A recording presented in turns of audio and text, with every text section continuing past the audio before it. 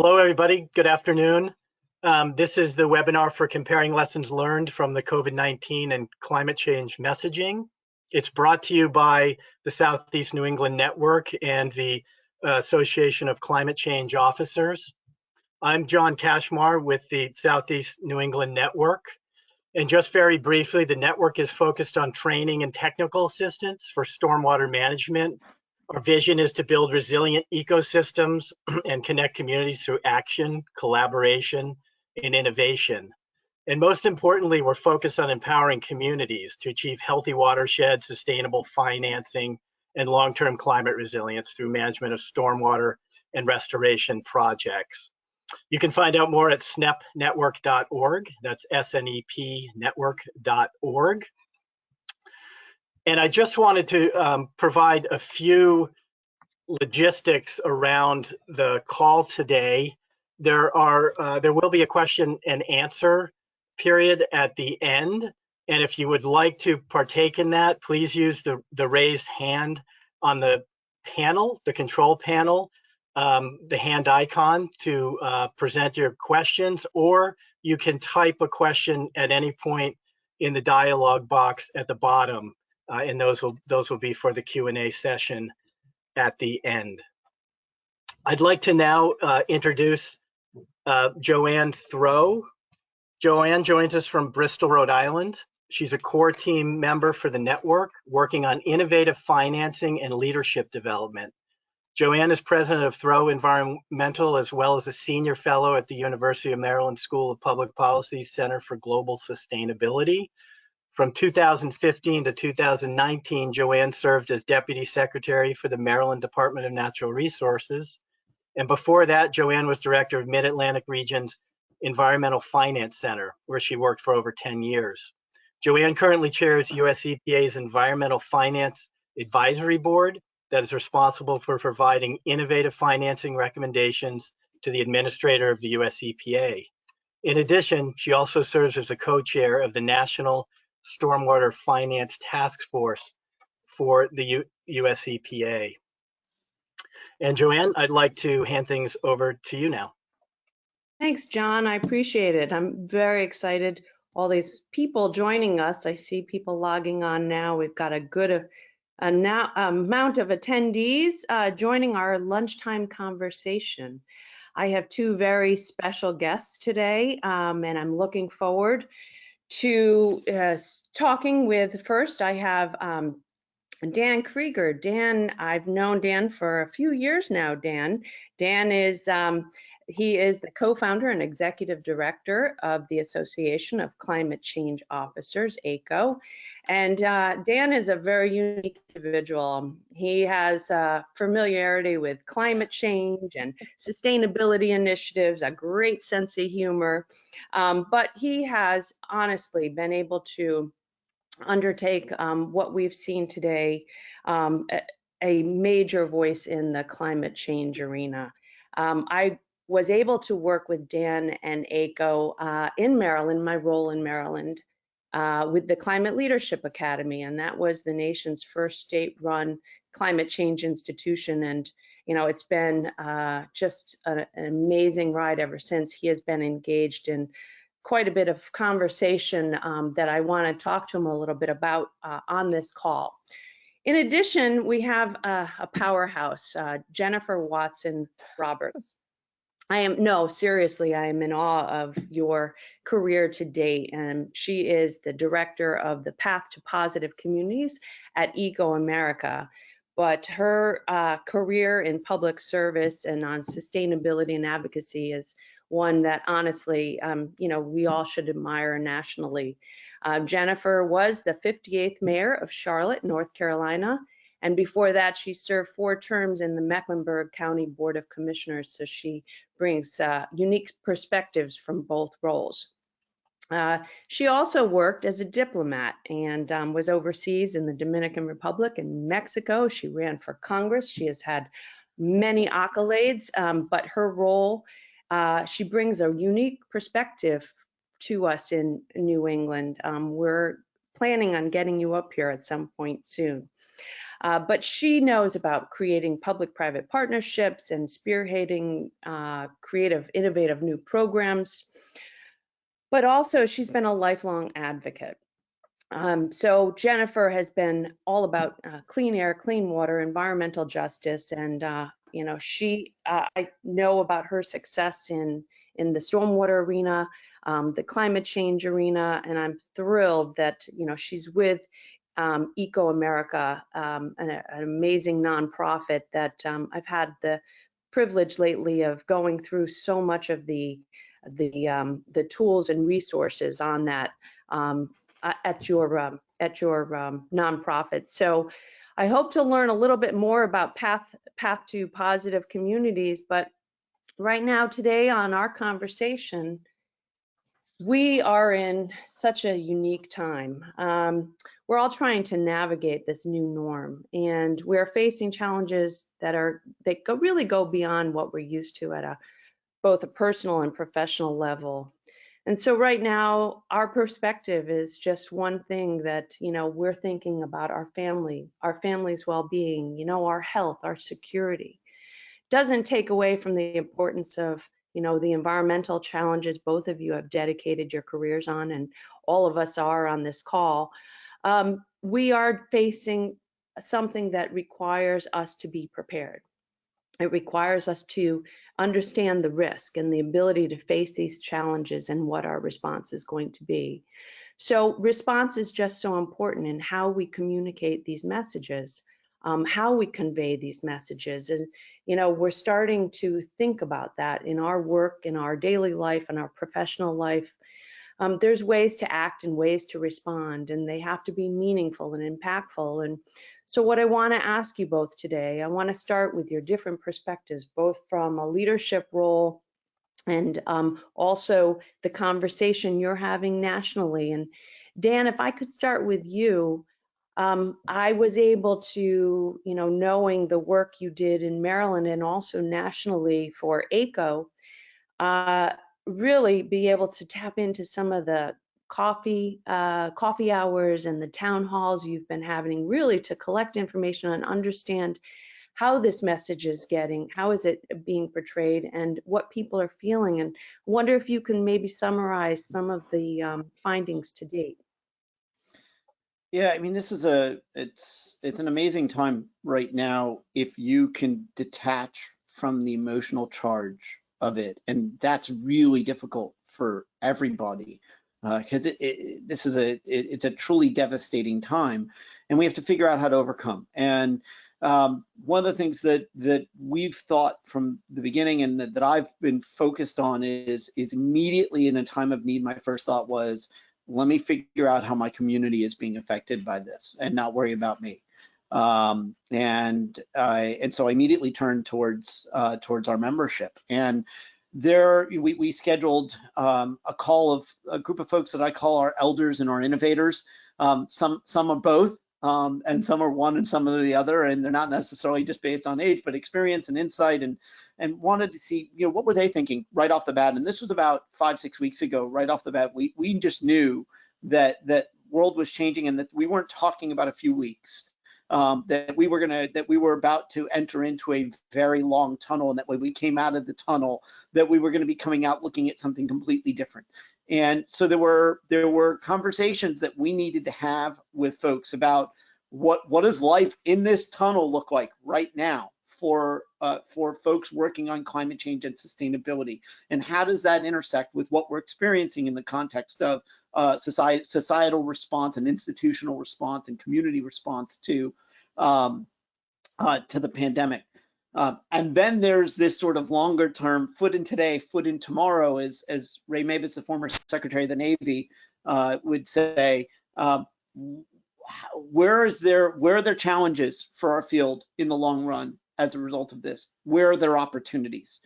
And there are some really interesting things.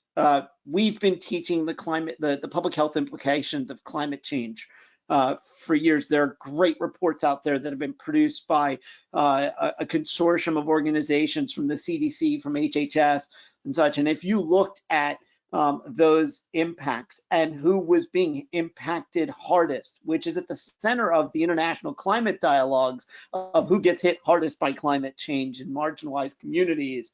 Oh, look, don't we just find that we are seeing the exact same communities being hit hardest by this pandemic? But in both instances, did we succeed in getting the message out with the right messengers? No, that wasn't happening. And all of a sudden in the last week, our societal consciousness has suddenly caught up. And there's an interesting opportunity to have conversations that, frankly, we haven't been having in large scale. They've been side niche conversations. So that was kind of one thing. Second was I see a field of practice that is not considered essential. We're working on climate change and sustainability. I've got members who've been furloughed, who've been laid off, who may be still employed and paid, but have been basically told, yeah, you're off to the side, your work doesn't matter right now, and you may be reassigned into another role. And there's some good reasons for that. There are some bad reasons for it. On the bad reason side, a failure of a field of practice to convey the essence of its existence and its value to institutions is at the heart of it. If you're not essential, it's because you're not valued appropriately. But on the flip side, if you're in Florida and you're a professional wrestler, you're essential. What does that say in the context of you work on climate resilience, but if you can do this, you're essential? By the way, I'm a professional wrestling fan, but I'm just saying the context of that messaging is really eye-opening. There's people who see opportunity. We know that there are going to be stimulus dollars going out.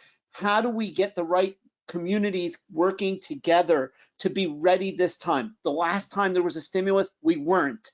And this requires people to come together in ways, and we're already disaggregated, we're splintered. We tend to want to convene by our sector or by some other commonality. We don't work well across organizational boundaries and jurisdictions.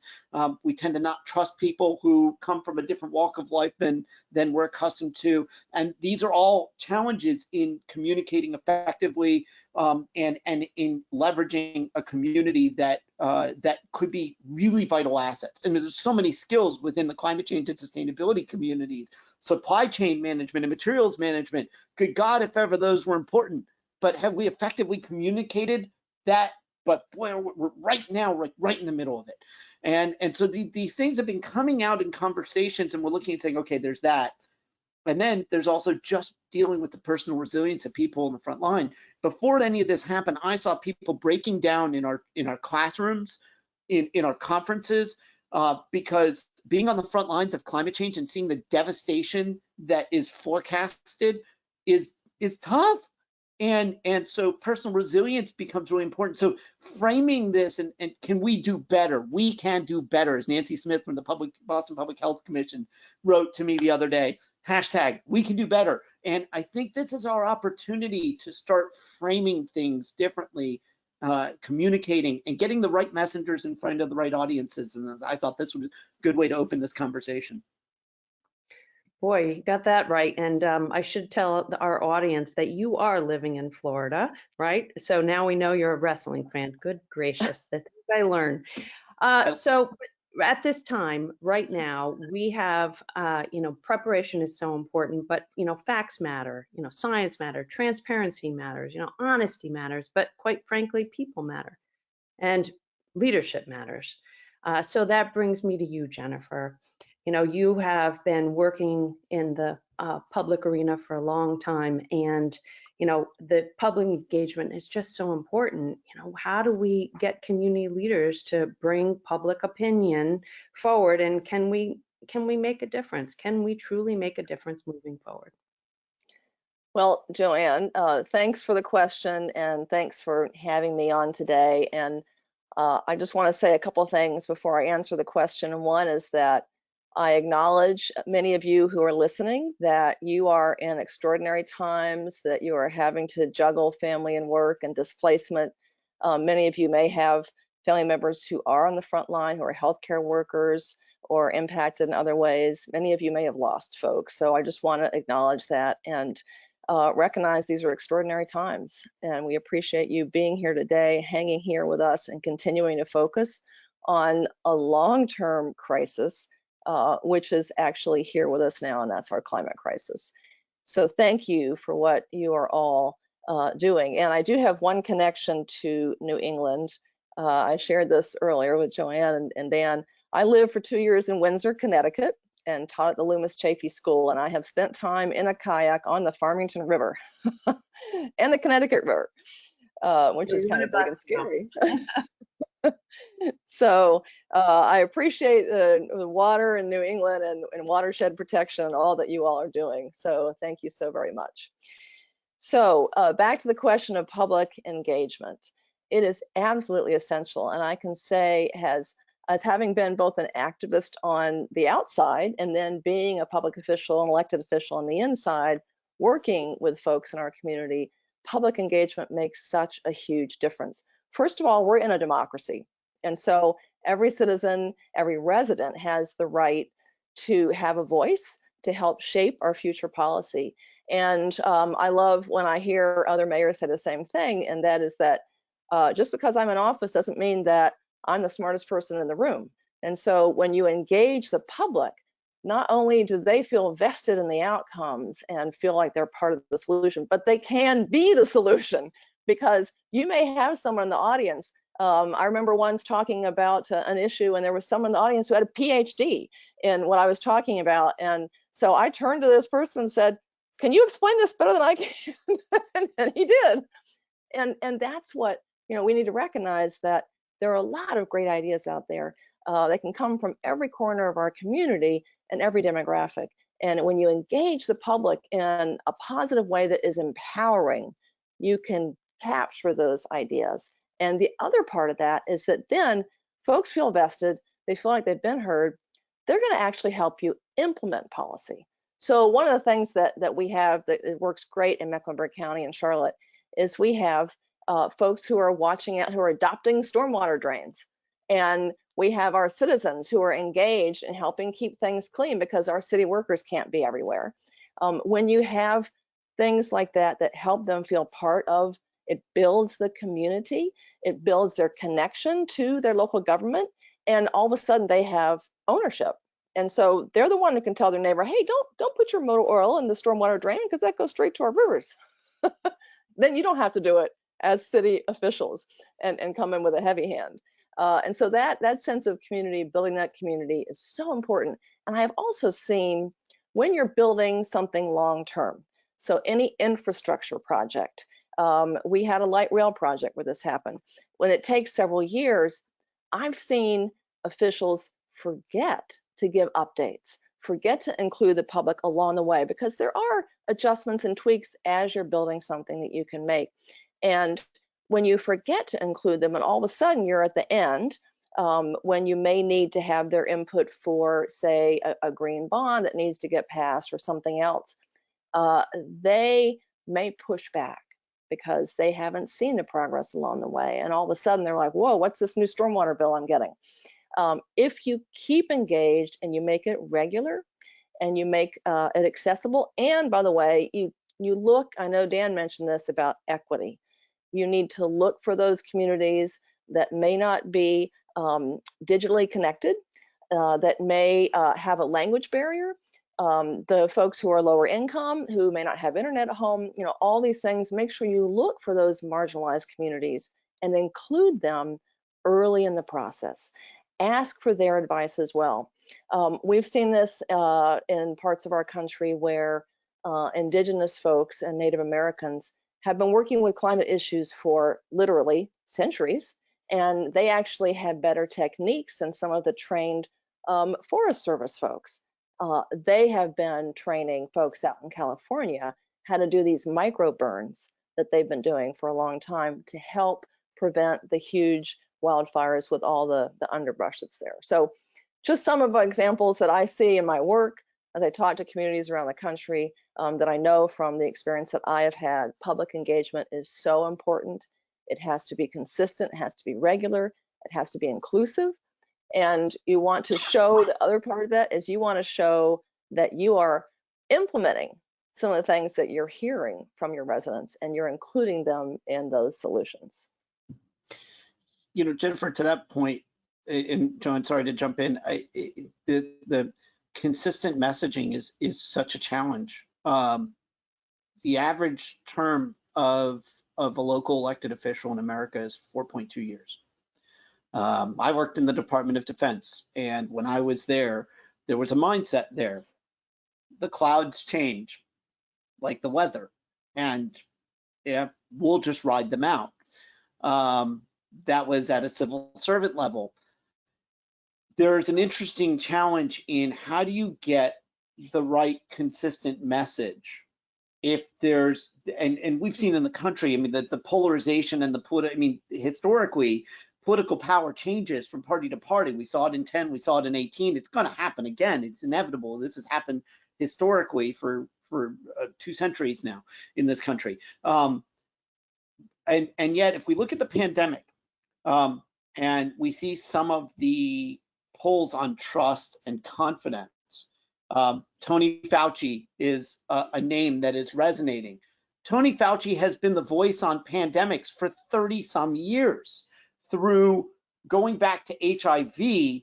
And so the country looks to him because he's been the voice. And I think one of our challenges, especially at the local level, is figuring out how to get consistent voice that's credible, that is the right messenger for the right audiences and the right circumstances, and to have that be a long-term investment. And I think in the long run on climate change, we're looking through the lens of health, security, and economic vitality. We need to have those voices, and those voices, I mean, the job description of an elected official in America, the qualifications is not subject matter expertise, it's charisma. And so we need to get to that, and I love charisma. I wish I had some, but we've got to get to a point that we've got that steady voice and where we invest in that. And I think we've missed on that, but there's an opportunity to change that. But Absolutely. Dan, you know, I think that tone and content are so important right now. We always hear about words that work. You know, how do we reflect the right words to the right audience? How do we make it resonate so we're not offensive? So we drive home our point and, you know, move forward. What can you recommend? What can you share with us based on your experience? Well, you know, it's interesting. You all are absolutely framing this question, this issue, in ways that we have research to support at ecoAmerica. And I'm going to give folks 2 websites real quickly, because we have many more resources than I can talk about in the next 30 minutes on our websites. One is ecoAmerica.org, and the other is path2positive.org. Path with a T-O spelled out, path to positive. We have guides on how you message, on how you work across party lines, about how you find common values to really build a foundation of that trust and that connection, how you build that community. And your point about trusted messengers is so correct.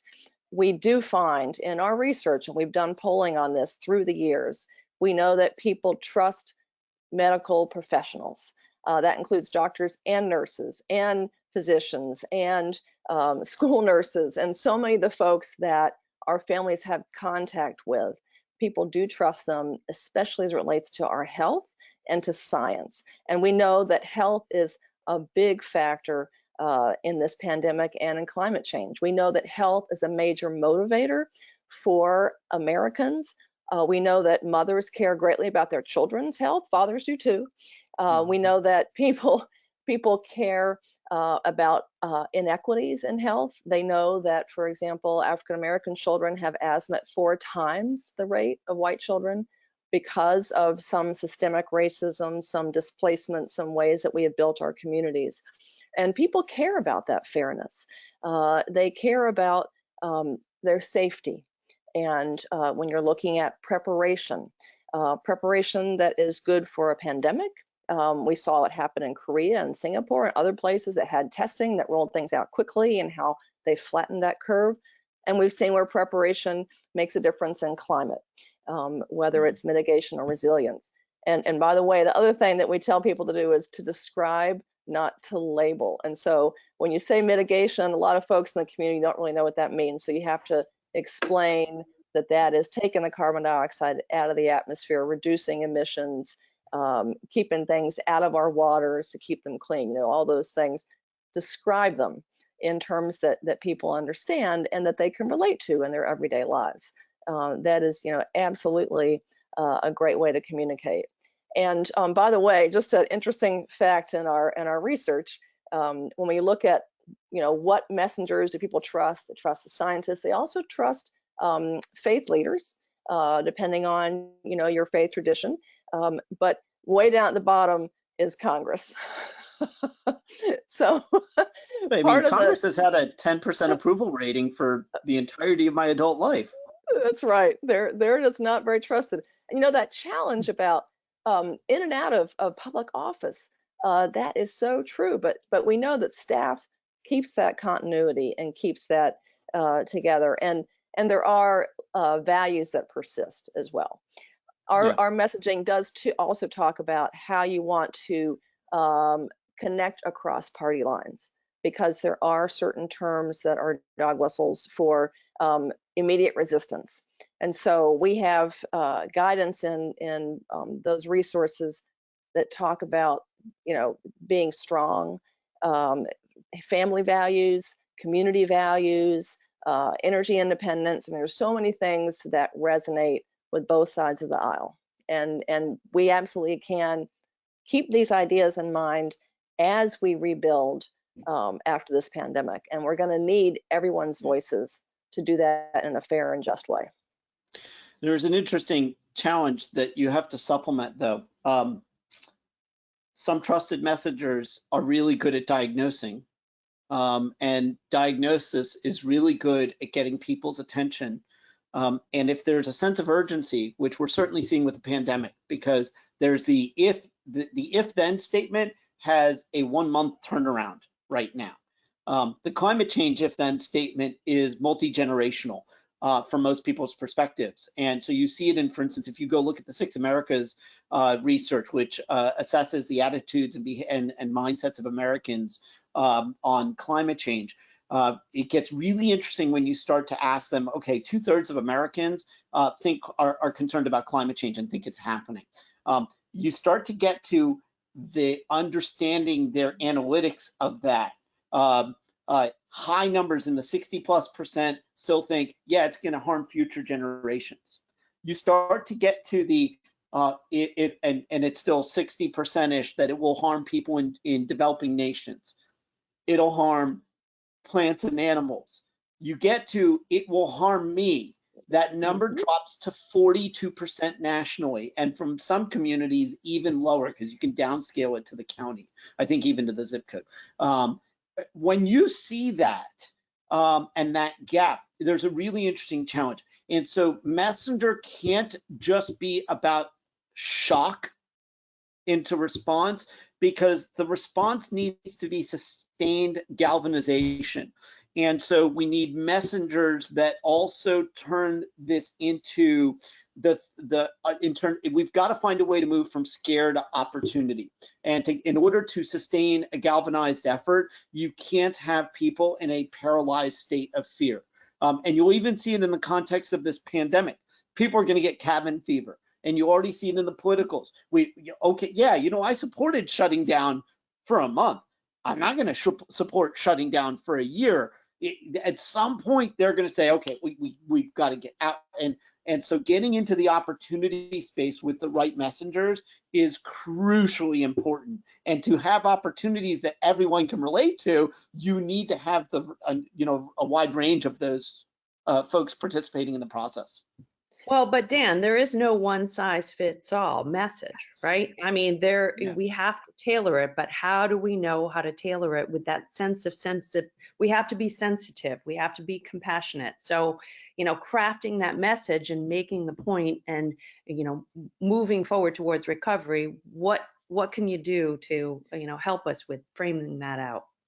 Yeah, on that, and I think we actually have some lessons learned on the pandemic and in the history of climate change communications as well. You know, the first messaging around the pandemic was if you were older than 60 years old, you were in trouble. And first impressions matter. And because of that, there are large communities that just, you know, spring breakers who were out on the beach like, oh, well, hey, this only affects 60-year-olds, so that, you know, it doesn't apply to me.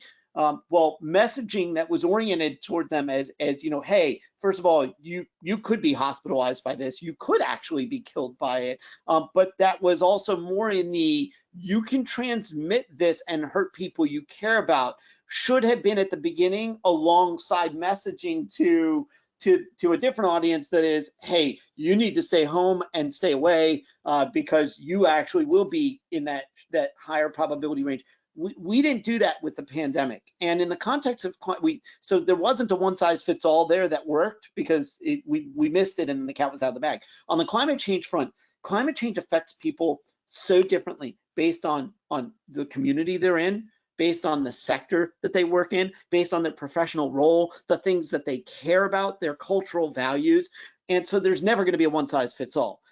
And that was the sort of, well, we have to act on climate change because it's the moral thing. Well, no, at the end of the day, people are oriented based on their values and their priorities. And it turns out if you go look at, for instance, the Pew polls that they do every year on Americans' top priorities for voting, you go look at the top 20 things in the list, and I think climate change last year just broke into the top 20 for the first time. It was always between 20 and 25.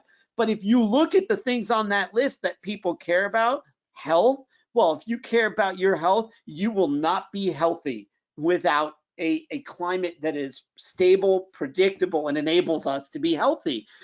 If you want to have a vibrant labor workforce, if you want to have a vibrant economy, I mean, these are all things that if you're worried about terrorism, I mean, these are all things that are impacted by climate change. So we have to be able to assess the intersection with those values and communicate in line with those values with the right messengers.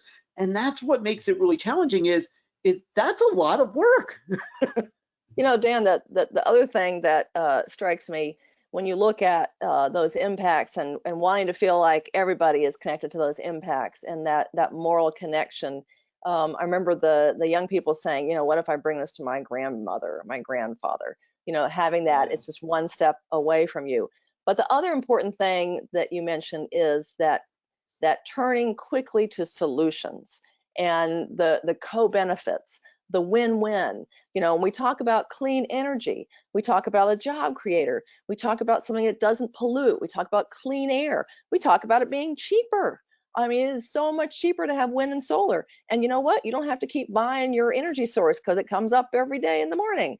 You know, so there are a lot of things that you can talk about that everybody goes, wow, you know, that's going to help no matter what. You know, for those who still are deniers or who are not sure that they're really seeing the impacts here and now, when you start to put together all those benefits they're going to see, take active transportation.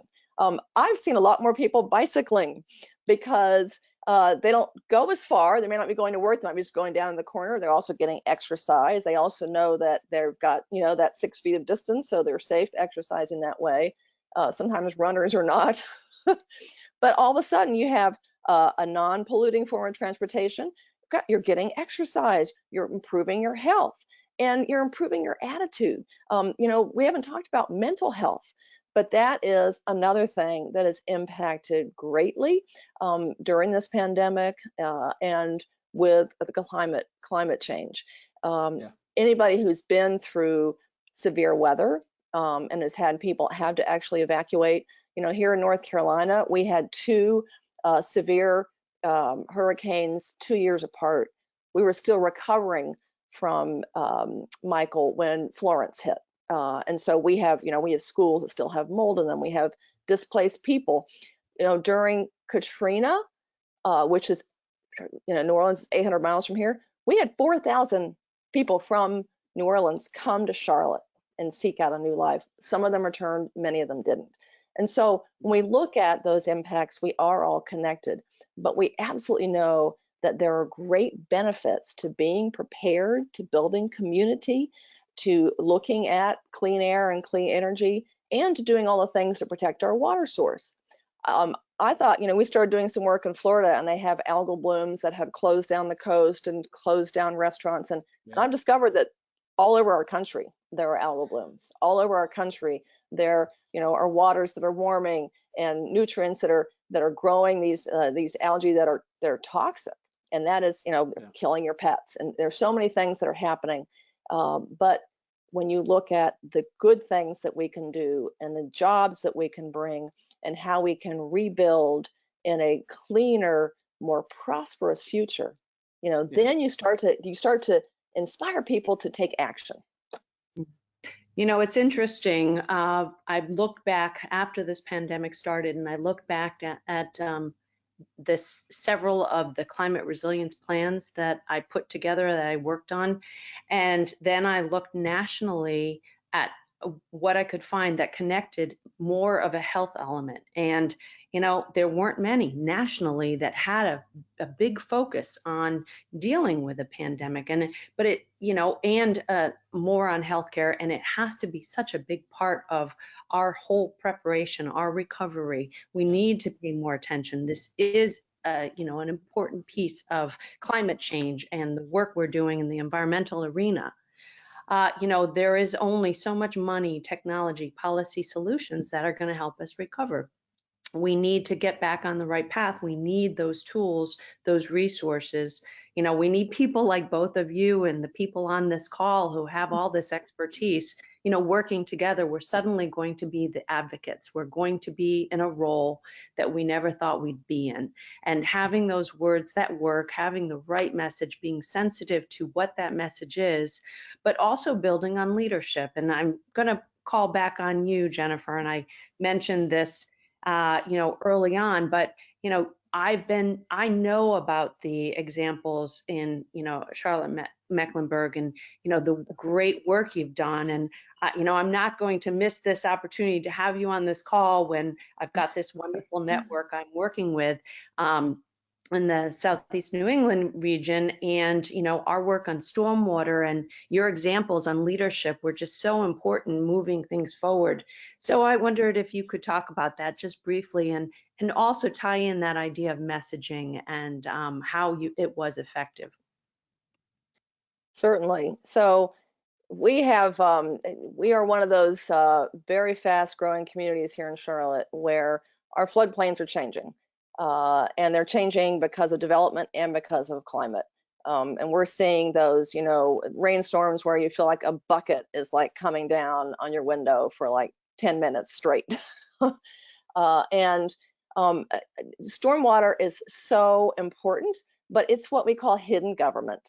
And so unless you are working to engage the public on explaining why it's important, and why it impacts their health and why it impacts their property values. That's another thing that, by the way, both residents and elected officials care about, because residents see it as an expense and elected officials see it as income and revenue. So property values are very important.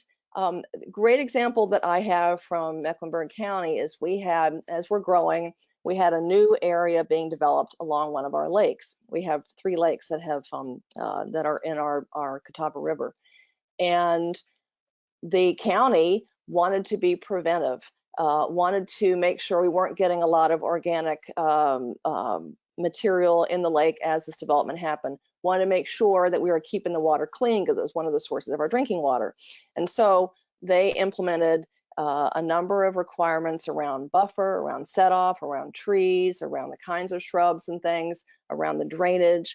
And the developer really balked at all this and said, look at the cost that you're adding. Look at this expense. And this is, it's a great place to live. Well, they looked at what the buyers were interested in. They looked at the marketing for the area, and they realized that this actually added value to the property because it was seen as environmentally friendly. It was seen as clean. They were going to be able to swim in the lake because they weren't getting that runoff. They were going to be able to drive down the street in the rain because the stormwater was directed the right way. And so actually what happened after that development opened is the property values were higher, and it became a very sought after place to live. But it's also very much sustainable, in sync, and their engagement with people, the developer and the residents going there about the value they were adding was critical in maintaining the support for that development. And I've already talked about the stormwater program, where we have people actually adopt a stormwater drain. It can be an organization, they put your name on it, and you're supposed to keep that clean. I have another great anecdote. When I was mayor and county commissioner, the office is way up high, and you can look out and see all the streets uptown. We had a visitor from a third world country who was there in one of our massive rainstorms, and he looked out the window and he said, "Oh, your streets are like sponges. They just absorb the water." Because we take for granted the fact that we have stormwater, that we have drains in the United States. A lot of developing countries don't. And when it floods, their cities just shut down, and they have to wait for it to go away because no one can drive through the streets. And so, thinking about that as hidden government, thinking about that engagement with the public, explaining things before, during, and after in ways that residents understand, in ways that harken back to their health, to their property value, to passing along their property to their kids, long-term value, and looking into the future of how this community is going to continue to change and be stressed by development, by climate, by some of the changes that we're seeing, but giving residents that opportunity to be part of the solution. And that made a great difference here. One more fun story I have. Part of what we did is a flood buyback program. We saw that there were communities that were being flooded repeatedly. Our fire department, again, firefighters are trusted messengers. Everybody loves their firefighter. They came and gave us a report on how much it costs taxpayers every year to do these rescues, not to mention the lives disrupted. Knock on wood, we didn't lose lives, but we had many people displaced. We had to repurpose school gyms with the Red Cross to put in cots that had weight. They lost all their goods. And so when you look at the loss, personal loss, insurance loss, and then the emergency services cost, and you compare that to, let's just buy these 8 properties and restore this to a floodplain and have all kinds of great green things that can help absorb it when the rains come, then it makes a lot of sense to elected officials because you're looking at a cost comparison. It makes sense to the residents because you're saving lives, you're saving property. And we helped those folks who were moving to find other places that were safe. And again, when you had that trusted messenger talk about that and why it's important to do that, you get the community behind it. So the fun story with there is that when we did knock down the buildings, I got to drive the wrecking ball and knock down the first wall. That's fantastic. Awesome. Jennifer, we will get you back up to New England before you know it, because you have such great stories. Before I open it up quickly to some questions, we've got about 17 minutes.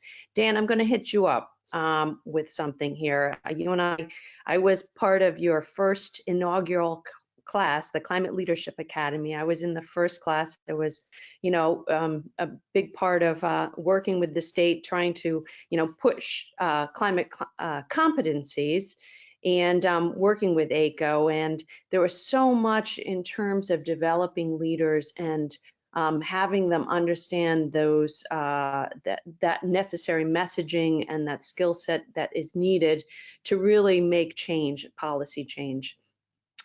Some of your takeaways, you're beyond Maryland, you're working nationally. So, some of your takeaways on developing the right message, engaging leaders, and having people move forward in a direction that really can help us recover from this.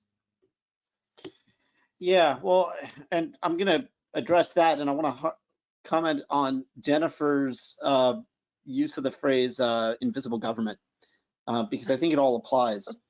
100 years ago, we're a society that's tied to the land. And today we're one where, and I mean like 98% of society 100 years ago is tied to the land. Today it's 2%, less. And what we have is a society that doesn't understand how the lights turn on, how the food gets on the table. where things come from. And as a result, we have behaviors that are completely oblivious to those realities. That needs to change in order for us to affect change, which also becomes a communications and messaging issue. You can't resonate with somebody if they don't understand how things function to begin with. And so I think back, in the early 20th century when London had the underground train being developed, they couldn't get people to take the train. People felt it was beneath them, literally and figuratively. And so to my knowledge, it is one of the first municipal propaganda campaigns called London Underground, where they had a suite of posters, these vibrant colored posters, where they showed the upper class, the nobility, the aristocracy of London going down the stairs into the train, and they made it look like it was pop culture. And they had this whole series of communications efforts to drive a behavior change. But you need to understand the sociology and the psychology and the knowledge of the audiences to effectively communicate, and we have gaps there. And so we need to make some investments there in understanding how do people see things, what do they know, what do they not know, how can we improve that, who are the right messengers, so that we can get there. Because you'd be stunned to see, like, people don't understand it takes water to make energy. It takes energy to move water. And so they don't connect the two. And oh, by the way, some of that is because from a governance standpoint and an infrastructure standpoint, we treat them like they're two completely unrelated things. In most local governments, the people who are working on water aren't working on energy. 12.5% of our nation's energy supply goes to treating and pumping water. Right? I mean, that's a massive amount. We're so disconnected. So that drives us to be emotionally unintelligent. Sometimes it's because we just don't know how to be emotionally intelligent in the context of how people see and understand things. And sometimes it's also just because we're emotionally unintelligent. And if we're going to get good at this stuff, we have to deal with that. That requires education, training, and leadership development. I'm so pleased to have had the honor to have the state of Maryland call me at the time when you were the deputy secretary and say, Dan, we want to build the nation's first state-run climate change academy. Last year, we put more than 500 professionals through 6 days of training. And in order to become a certified climate change professional, which is the credential we administer, but in Maryland, where the governor signs the certificates and at a signing ceremony recognizes CCPs, you have to do the 2-day leadership module that we don't require anywhere else in the country, because Maryland knew that they needed to grow leadership, which included working across organizational boundaries and jurisdictions, communicating with the general public, simulated town hall exercises, communicating with decision makers. These are all things we've got to get good at doing. And I'm pleased that coming out of that, the state of Michigan is engaging us to build a similar effort. The state of Pennsylvania is exploring it. We're going to hopefully be doing some one-day trainings for elected officials in Massachusetts and Rhode Island, either virtually. No wrestling's involved. No. I mean, I might pull a guy in or two just for a little entertainment value. And people wouldn't be entertained if I get body slammed, for sure. Trust me, they've been rooting for years. But I think these are things that we're going to have to figure out how to do, and that's difficult. We don't invest in education very well in this country. But if we want to affect public will and support and engagement in what we're doing, we have to invest in their literacy and their education and their training on the subject matter. And we have not done good work there, but we can, and they're really simple solutions for getting there that are actually really cost effective too. And forget cost effective, the return on the investment is, we got Charles County, Maryland, which is the county administrator is your buddy Mark Belton, who was the former Secretary of Natural Resources in Maryland. When S&P came around and did their bond rating for the county in the fall, Mark told the story of how 25 of their senior staff were put into the Maryland Climate Leadership Academy, and S&P cited that as evidence of strong leadership and used that to substantiate the county's AAA rating this year. So now, as the treasurer of Maryland says at the Board of Public Works meeting in January, she says, you know, the next time the county goes to build a school, taxpayers going to pay less for that school because they went and got climate change training. So we're getting a return on investment on that education anyway. So let's do that. And a lot of these things we can make really meaningful change. You both are so awesome. I'm going to use the last 10 minutes, not for myself, but to open up and raise your hand, folks, if you would like me to unmute you and ask my special guest here today a question. Otherwise, I'm going to keep going. But please, we'd love to hear from you. So I'm looking, just raise your hand or push the button.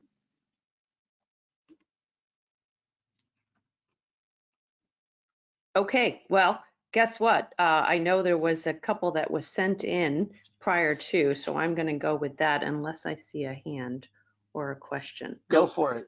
I'm going to go for it. So we have what messaging can be used with elected officials to demonstrate the practical and cost effectiveness of preparedness? And I think that came from Westerly. I think we touched on it a bit, but perhaps Jennifer, do you want to elaborate a little bit more? Sure. And yeah, we touched on it a little bit, but it's always good to understand that elected official, know your audience. If you're going for the whole board or you're going for one particular person who you know is an advocate for clean water, for preparation. If you're going for somebody who's a little bit harder, you might focus on some different things. One thing I will say is that if you're sending an email, remember that the whole board votes on things. So send it to everybody. Send it to the person who maybe is your representative, but then copy everyone. Also, the other hint is to put in the subject line what it is you want them to do. So, please support, water buffers for our river. Put that in the subject line. And then you want to connect. We always our byline at ecoAmerica and Pat the Positive is start with people. So you always want to make a connection. You always want to show empathy and kindness and generosity and make that human connection. So you're not just somebody demanding, but you're understanding. My kids really enjoy playing in this stream, but I've noticed lately it's, full of plastic floating by. Can we do something about plastic bags?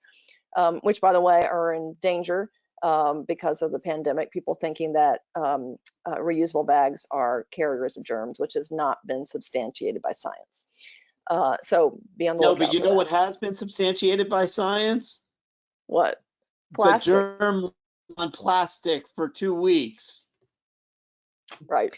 Exactly. Well, exactly. So make your point quickly and connect on them on a human basis, and then end with an ask that is clear and understandable. Absolutely. That's perfect. People don't want to be unmuted, but I'm getting some other questions. So I'll tee this up for either of you. Is there an opportunity to message around the immediate improvements to air quality we've seen from people working from home? It feels such a big problem that the individual can't help in a substantial way, but the pandemic shows that we can see and measure changes quickly by a change in our actions. Who'd like to take that one? I'm going to go with a yes and a but. And you're not supposed to use but because but apparently negates anything that precedes it. I say this as an English major. Dan, keep in mind I have 7 minutes left. Okay, yes. Go. We can. There's an immediate notice. There's some really interesting, you can see it in the air. People are experiencing it. They don't need to see it in the news. They're seeing it in their communities.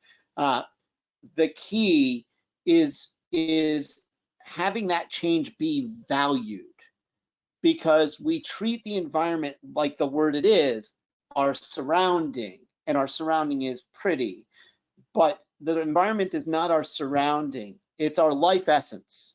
And when we change that to what good air quality means is X, Y, and Z that people value, then yes. And I think we absolutely can turn that around. And we are going to see some measurements. We're already seeing people going to work on those data points. I think you're going to see really substantial transformations. It's also going to correlate, by the way, with us having confidence in remote working in some areas where we're going to say, you know what, hey, we can actually save some money, reduce some office space, and yada, yada, yada. But yes, we absolutely can. And that's going to help communities that are more likely to succumb to heat stroke, to asthma, and those sorts of challenges that we see in high ozone days and high heat days. So yes, absolutely. But we've got to figure out how to make this value. Yeah, and All I would right, just add one. Jennifer. Sorry, I add one more thing, and that is what it shows is what is possible if everybody agrees on the value of action. Yeah. It is possible to clean our air, and everyone agrees that less using of gas guzzling vehicles is part of that. Then amazing things can happen. Oh, I love That's it. such a good point, because Yep. Go ahead, Dan. that part is so important, because there is a large segment, not large, there's a meaningful segment of people who believe climate change is happening, but also feel like, well, shoot, it's too big, we can't fix it, so I'm just going to enjoy myself. And this just goes to show, and by the way, the Olympics in Beijing showed it a few years ago too, that we actually can drive some really substantial change. Now, that was with a really acute, shutdown, but look how quickly the results came in. So, over a longer planning period, we actually can do this. So both of you, we're almost out of time. I could do this for another hour, but luckily, Dan, you're going to join me next week again, right? We can have lunch together next week. Jennifer, I'm bringing lunch then. Oh, good. Jennifer, you've been amazing. I will continue to engage ecoAmerica and you. Thank you for being such an amazing leader. And really, forget Windsor. Come up to Rhode Island and Massachusetts, okay? Absolutely. So, And both. Any final parting words, any thoughts you want to leave us with? I would just reiterate that in a democracy, everybody makes a difference. Everyone can have a voice. And if you are a policymaker or an policy implementer, you need to bring the public with you. That's going to make a big difference for our action on climate. And here's our little guide about how to talk about it. Oh, great. We need all And, the guides we can get. That's terrific. yeah. And thank you for having me. We have got to get to having, in local governments, we've got to get to having organization-wide capacity. We're a highly specialized society, which creates an interesting challenge. If you're a big local government, you've got silo problems. You've got lots of capacity, but they don't interact with each other well. And if you're a small local government, you don't have enough of the specialized support. You've got more people working wearing 12 hats, and they're Jacks and Jills of all trades, but they're besieged.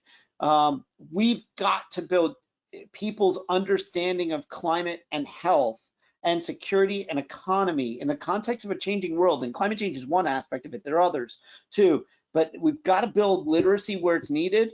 We need to build competency where it's needed, and we need to build leadership where it's needed. And that needs to happen now. And if ever there was a time where it could be done, it's now. So let's use this time wisely. Terrific. So next week, April 24th from 12 to 1, we will have another webinar. I hope everybody has enjoyed this one on messaging, but next week we will talk about the intersection between pandemic preparedness and recovery and climate preparation, disaster and recovery. We'll have 3 other guests joining us from Fort Lauderdale. We've got Baltimore City and others. So we hope everybody will join us. We hope this has been of value and of interest. I know I've really enjoyed it. And Dan and Jennifer, you're amazing. So keep doing what you do.